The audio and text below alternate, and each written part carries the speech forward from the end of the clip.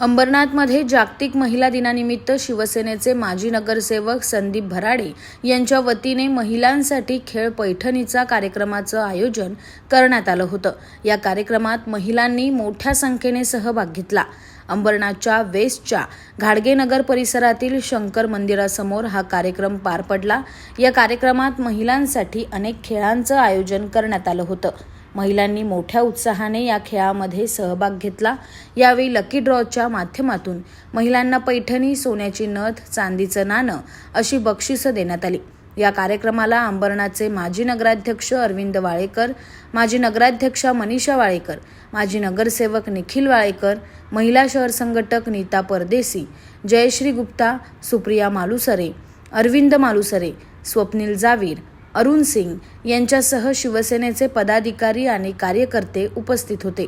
तर महिलांनी उत्स्फूर्तपणे मोठ्या संख्येने या कार्यक्रमाला उपस्थिती लावली होती। या अंबरनाथमध्ये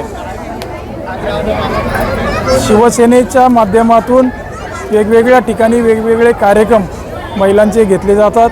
त्यातलाच हा एक कार्यक्रम आहे, हळदी कुंकवाचे कार्यक्रम घेऊन महिलांना एकत्र आणणं, महिलांना वेगवेगळ्या समस्या त्यांच्या कशा सोडवता येतील, महिलांना सुरक्षा कशी देता येईल, या सगळ्या गोष्टीसाठी आमचे सगळे शिवसैनिक पदाधिकारी आणि आजच्या या कार्यक्रमाचे प्रमुख संदीप भराडे, त्यांची पूर्ण टीम, त्यांच्याबरोबर असलेल्या आमच्या सगळ्या महिला आघाडी, शिवसैनिक, युवा सैनिक यांचा हातोहात असं पूर्ण काम गेल्या 8 दिवसापासून या कामाची तयारी सुरू आहे।